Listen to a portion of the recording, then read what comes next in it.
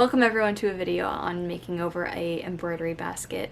This video started out on just a way to spruce up this embroidery basket that I found thrifted a few years back, and now I have the time in order to finish it.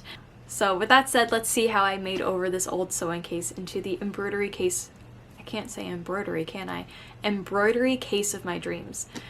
Unfortunately, we're starting off on a little sour note because in order to do this, I was ordered to rest after my appendix burst, so I had the time, and that's kind of where the story starts, so take it away.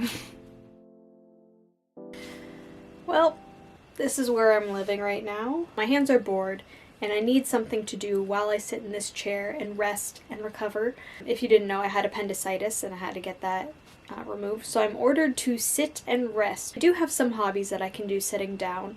Unfortunately, I just finished them. I usually have a crochet project and a knitting project in the works, and I've just completed those ones, so now I'm out of a current project to work on. I'm going to take this time of recovery and just spend it working on the stuff that I need to sit down to do, but usually find other better things to do. I noticed that the embroidery case that I have is very, very ugly. And because my brain just cannot focus on several things at once and is hyper-fixated on this embroidery case, I'm going to start with that one. You may be asking yourself, it's not that bad. I have painted this. This case was originally blue. All around, all the wicker was blue, but it's already starting to chip, and I don't think that the color is right. Other part that I really don't like, if I don't spill everything out, is this top. I would rather have something that is more personalized, especially for a case that is holding all of my fancy embroidery stuff. I'm going to do a sketch in Procreate to see all of the different design and elements that I can add. I feel like the camera is slowly slipping down as I talk. Please stay with me here. I wanted to add more dimension to the basket and then add more personality to this top. So let's see what I can muster up. Okay. Oh, nice and gentle, nice and gentle, nice and gentle. Ah! What I wanted to try was making the basket a darker color and adding some more depth and dimension, probably just with some weathering and painting techniques. Now for the top, I went through a lot of variations of like more flowery springtime, came across some of my favorite things, which are lily pads and ponds. I would really like to have that look for when I look down at my embroidery basket, and like a top-down view of just like a little koi pond, I think will look really special. It's a lot of work, so let's get to it. Going in with brown acrylic paint that most likely is expired from the dollar store, I'm pushing the paint into all the nooks and crannies. I thrifted this basket years ago for maybe $9 with the intention of doing something with it. You can still see the blue underneath my last paint job, but I'm hoping that this one will last a little bit longer. And don't forget to put the end of your paintbrush into the paint and smack it against your cheek. That's key to this process. Great.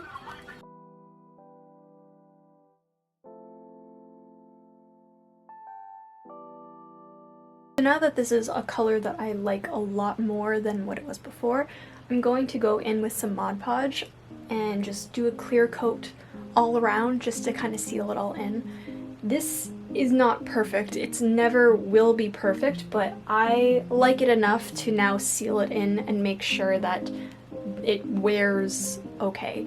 And then when I'm done this, I can move on to the embroidery, which I'm very excited for. Mod Podge and a sponge brush, and then I'm just going to wipe this across everything, let it dry, and then I'm done.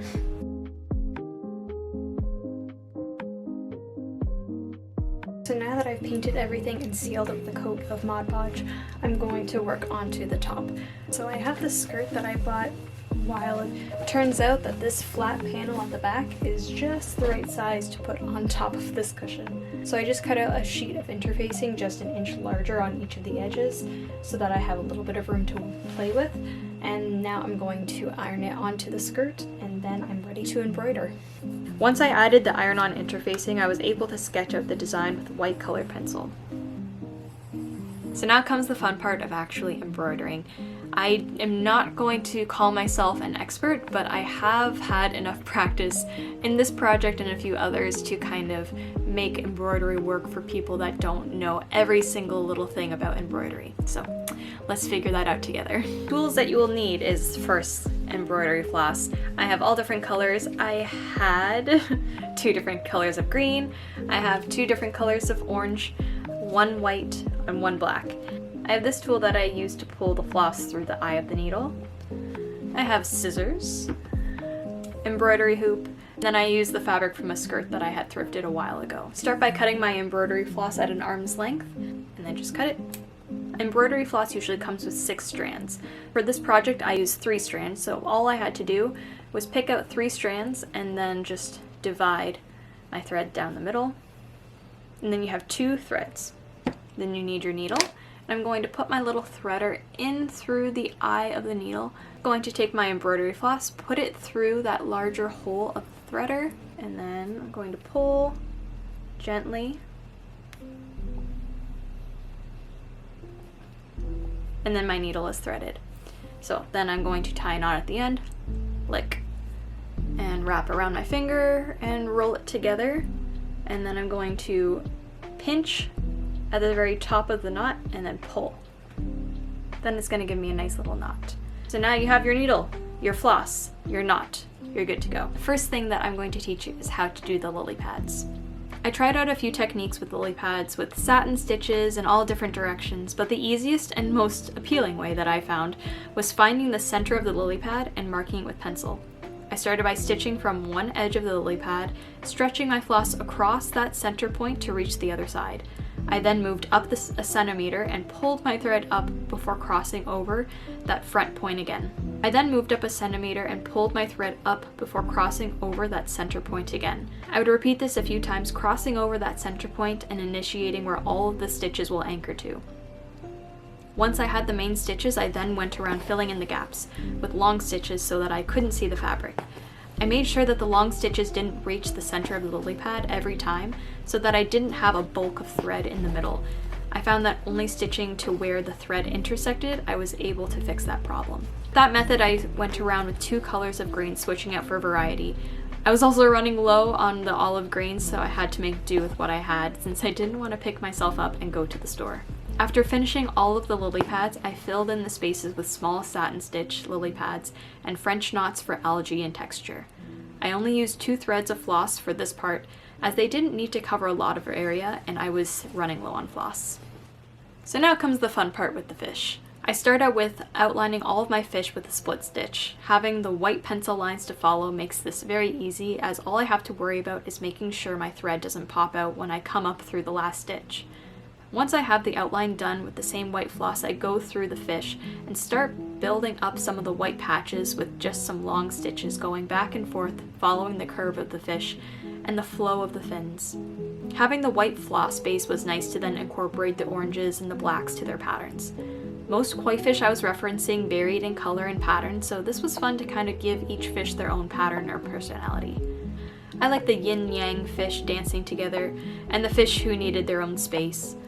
And also the big mama in the corner coming in to break up the fight that her kids were having.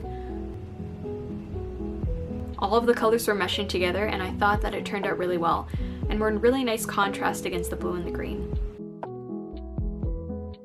So the next step would be to add all of the water ripples, which was a little bit of trial and error. Sorry, there's buses going by. I wanted to incorporate the water ripples into my design and went in with floss that was only slightly lighter than the blue-gray background and also the white for highlights.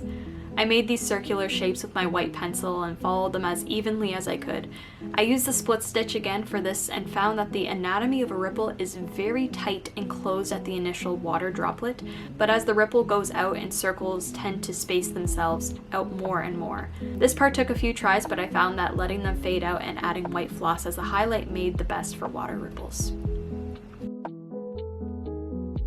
And to finish off all of the embroidery, we're going to do some water lilies. This part was probably the easiest, as it was just doing the lazy daisy stitch, I believe it's called in embroidery.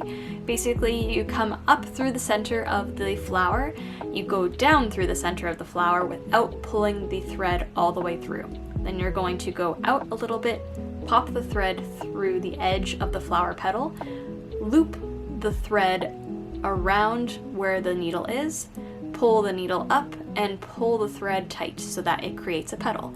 Going to do this around all of the petals, and then going to finish it off with a French knot through the center just to have some height. This was a really nice touch to add to break up all of that green that was going on.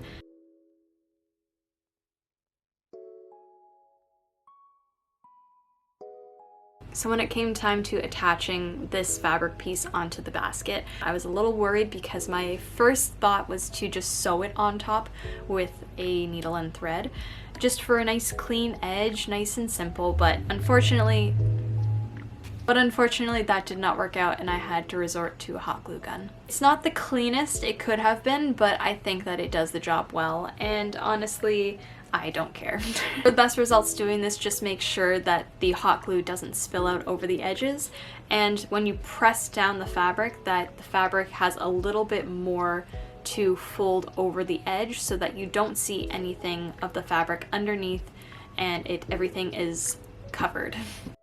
So once I was done all of the embroidery, I had attached it onto the box. It was then that I realized that it was very flat. That has nothing to do with the embroidery, it just has something to do with the base color that I did the embroidery onto. I don't know why I decided to do a light color, but I had to fix that. I decided to go in with my alcohol markers. I have a set of Ohuhu art markers. I was able to go in with these alcohol markers and add in that depth that I was missing. And it really added a more personal touch, and I love just the different little sketches and swirls that I was able to add in with those markers. And that brings us to here, the embroidery case. I love it so much. I think that this one turned out so pretty. You can only truly appreciate it when it is like looking at it top down, so I'm gonna try my best. Luckily, let's make sure the latch is closed this time. Like, how pretty is that? I'm just honestly so happy to have this done. I have been wanting to do this for a while now. Thankfully, I had some time to sit down and actually do it. I think that the brown paint turned out much better than I thought. I was worried that it was gonna look very flat and not realistic, I'll say, but I think that the brown really blended well to the woven basket, so it doesn't look like plastic.